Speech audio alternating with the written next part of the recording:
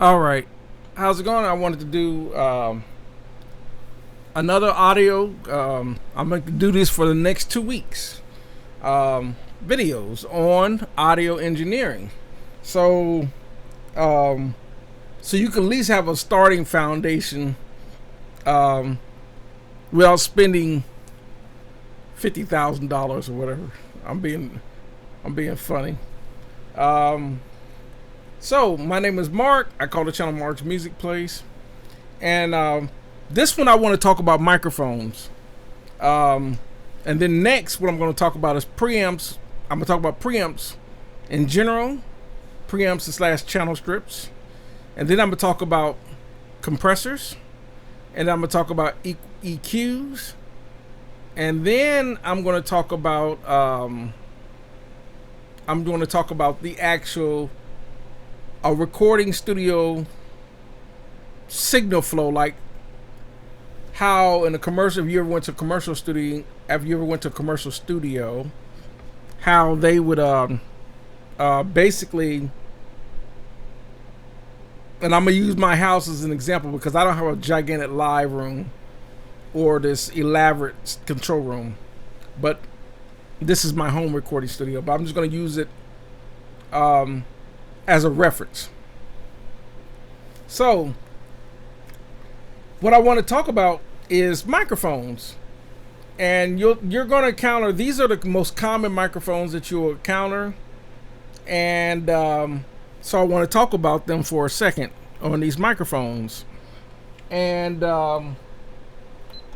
so with these microphones, talking about these microphones, there are basically four types that you'll probably deal with. One would be, the most common would be like a dynamic microphone. Like this is a SM58. It's a short SM58. These are some of, I don't have a whole bunch of them. I got about 2 or 3 of these. I want to get probably 10 or 12 of these, because this is probably the most versatile dynamic mic in recording, along with the SM57. I do have an SM57. Those are probably the most safe bet microphones to buy when it comes to dynamics, because this can be used on vocals, it can be used on bass cabinets, guitar cabinets, instruments, because they are a tough microphone.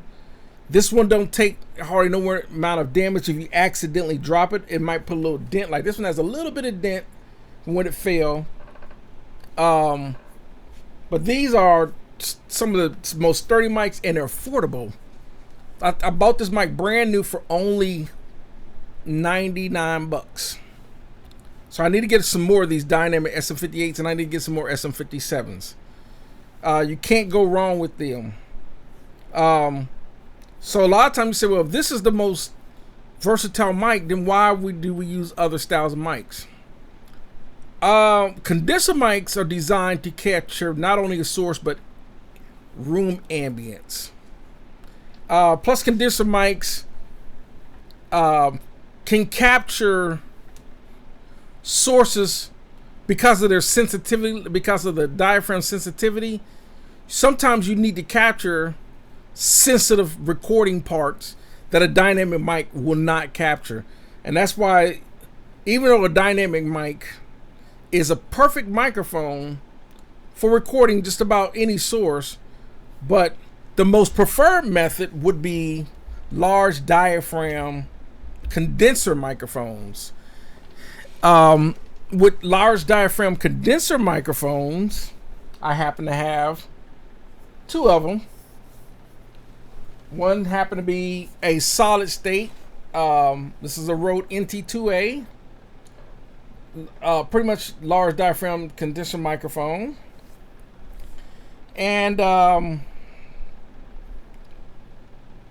this is probably the more preferred method to capture a lot of sources. And it can be used on a lot of sources the same way you can use a dynamic mic. The diamond mics are more preferably used, especially in live recordings, live venue type of situations, versus the condenser mics are usually preferred in most situations in a recording situation. But a lot of cases you just have to change, like it has what they call omnidirection.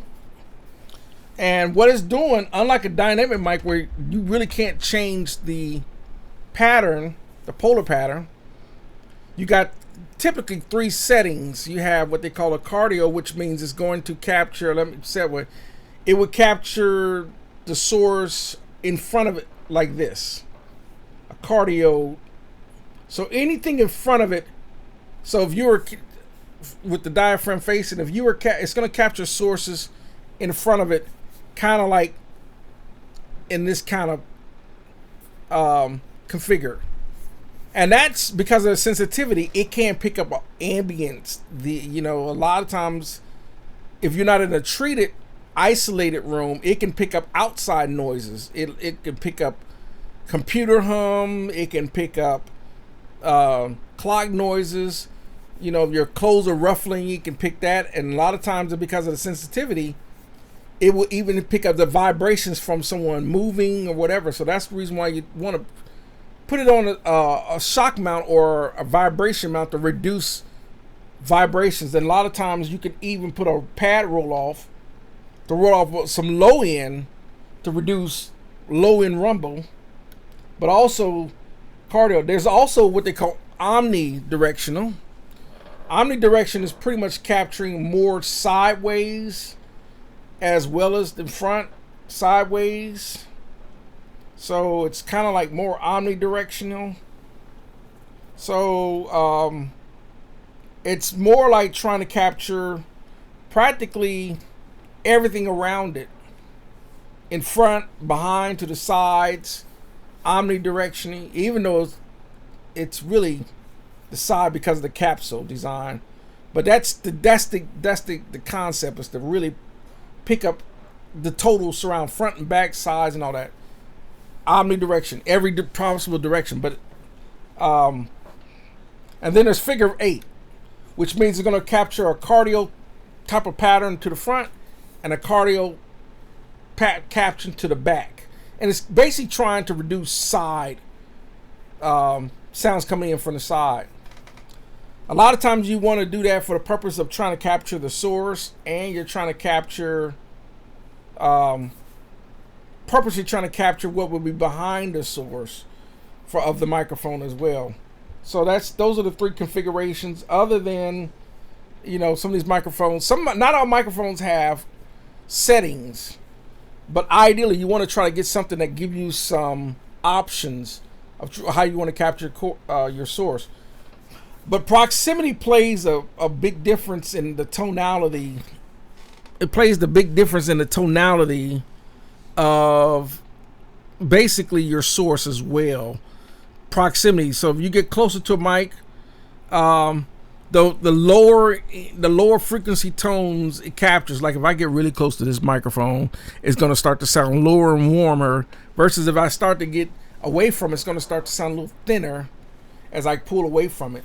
So you have to be mindful of mic placement as well. But that is a solid state, and these microphones like this sound great on certain sources, not everything. And then one of the most trade secret tools for capturing warmth are tube microphones. So what did I do with my tube microphone? I'm blind. Where did I do with my tube? Oh, right here.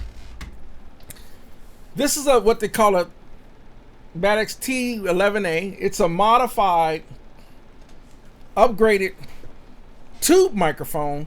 Works just like the Rode, which is a solid state, except inside of this one, it actually has a tube in it. So there's an actual physical tube in there. Output transformer in this microphone. But this microphone, two microphones are not always good on everything, but most sources, especially vocals, certain instruments, especially certain acoustic instruments, two microphones do an amazing job. So it's kind of, do I pick a good solid state microphone, like let's say you had a Newman U87, that's a solid state microphone. Or do I go with it like a Newman U47 tube microphone on vocals? And it really, or even I have a, it's basically, I have the Altron T190, which is basically a clone version of a 251. It's a little bit brighter sounding microphone. So you gotta kind of pick different microphones. Like if I had someone who was really bright sounding, if I was using someone that I was gonna record, and I noticed their vocals were kind of really high pitched, they had a higher range in their voice, I probably wouldn't use a 251 style microphone. I probably would use something like maybe this microphone, this tube microphone on their voices. But if I have a really, really low toning bass male, I probably wouldn't want to use a tube microphone. I probably want to use something like this Rode NT2A. So it varies. And then sometimes if I have to, then I might have to apply a little bit of EQ to the recording. So I might not just use just a preamp and a compressor. I might have to use like my 1073 style where I can engage a little bit of EQ. So you have to gauge the source. So so we got dynamic microphone. Then there's a solid state condenser. Then there is a tube microphone, which most tube microphones have a little power box that's required because it needs to power that tube, because tubes get really, really warm. Unlike a solid state where you can apply phantom power, and then within about 5 minutes, you can pretty much get ready to start recording. On a tube microphone, you generally want to let them warm up. And so on a tube microphone, you want to give it about 10, 15, maybe 20 minutes. And when you power it up, you'll feel the body of it. It'll feel warm. But that's that tube that you want that warmth.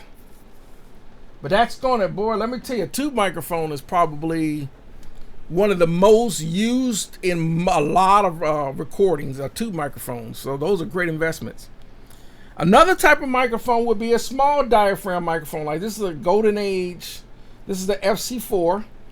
And I have a pair of these. And I'll give you kind of give you some. I learned a lot of my recording miking techniques from watching Bruce Sweeting. It's called Recording with Bruce Sweeting. He gives a lot of tips. This tape came out in '97, so I got a hold of that tape. Recording with Bruce Sweeting. I got a hold of that tape probably around 2001, and I was blown away when he was giving away all his miking techniques, because they actually work. They work well. You know, we've always heard about great recording engineers like Al Schmidt and engineers like that, but Al never really gave up his miking techniques. Bruce Sweeting gives you exactly how he mics the stereo mic record, and how he mics stuff, and his tricks and his techniques to getting great recordings using microphones, and they work.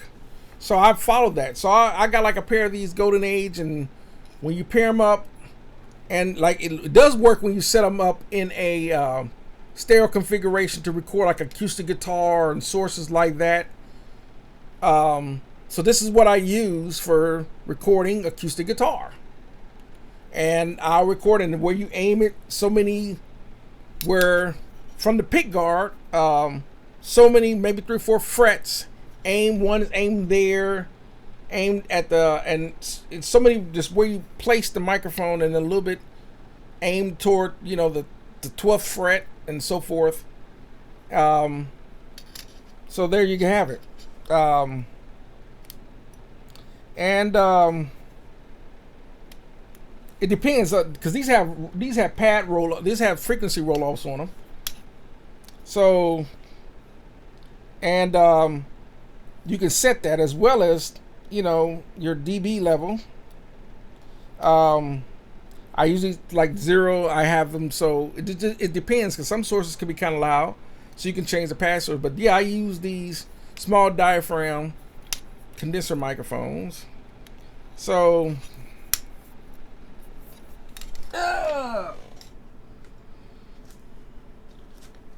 and I also use those on not on acoustic guitar, but I might use those on a guitar cabinet as well. But also I might use it. Another thing I like to do is use a dynamic mic and maybe which I'm gonna talk about. This other mic is a ribbon microphone. This is a Marshall This is the R144 by Marshall. It's a ribbon microphone, and sometimes a lot of people when they think about microphones, a lot of people don't think about ribbon microphones. But sometimes when you don't want to use a source that's too bright, ribbon microphones are excellent option for recording sources. So if you don't want something that sounds too bright, for example, what I'll do is I'll let you hear this ribbon microphone. I will let you hear how this ribbon microphone sounds. So I'm going to turn the volume down, and then I'm going to plug up this ribbon microphone. So now what I got to do is turn the volume down. So it's going to get quiet for a second, and then I'll turn the volume back up.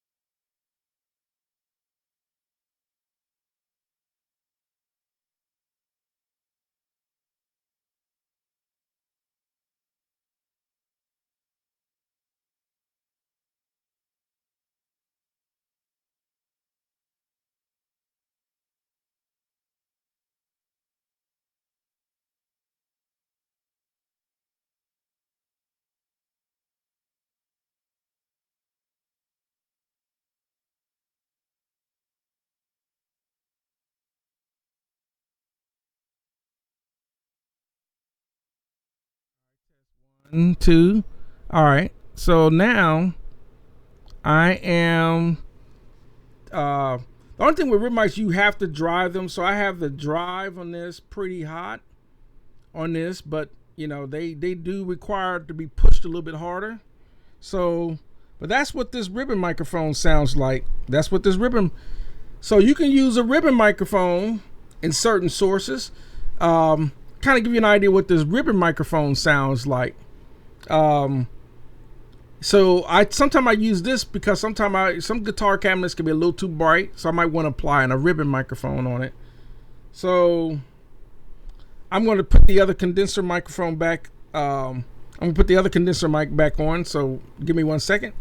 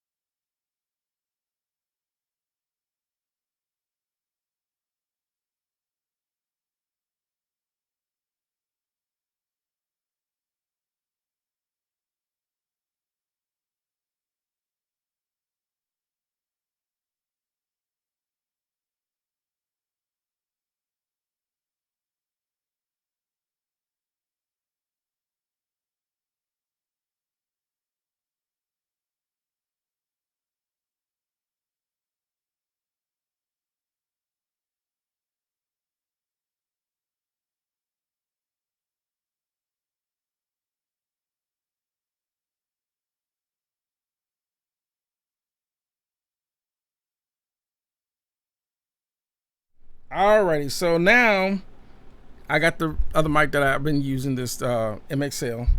So I'm back to. So that was the ribbon microphone, and of course, you use it according to, on various sources. You can use it on vocals, you can on guitars, guitar cabinets, and placement and so forth. It varies, but those are microphones. So I just want to talk about microphones shortly. And then the next video that I'm going to talk about, the next video that I want to talk about is going to be preamps. Then I want to talk about compressors. Then I want to talk about EQs, and then I'm going to talk about studio signal flow, like how, and getting something ready to record. Plus, I want to talk about recording systems like tape, hard drive recorder versus your DAW, and interfaces. And then we'll talk about setting up for the console, and we'll talk about that. And then I'll just continue the series of all these audio engineering classes, so you don't have to spend $50,000. I don't think you need to spend that kind of money. Because there's a lot. I'm going to give you, as I talk about this stuff, I want to point you in the right direction. Like, for example, there's a couple of videos I'm going to recommend anyone watch. One is called The Art of Mixing by David Gibson. Another video is called Recording with Bruce Sweeting. Another one's going to be a video that I'm going to refer to as Drum Miking Techniques with Steve Albini, and videos like that. And Guitar Miking Cabinets with Steve Albini. These are videos that I want people to watch, so in various ways to learn how to use these microphones in different situations, and that way you're not spending $100,000. That's the goal. So that's pretty much the basis of microphones that I recommend. Pick anyone. If you don't have microphones, sometimes people just buy one microphone, and one microphone is never a one size fits all scenario. That's why I have multiple few dynamics. I got quite a few ribbons. I got quite a few condensers, solid states, and tubes. And I'm always buying microphones. I'm always, because it's always, just like this. Why I got a variety of preamps as well. This is all matters when it comes to picking out choices when it comes to your recording. So that's going to do it. And we'll see you in the next one.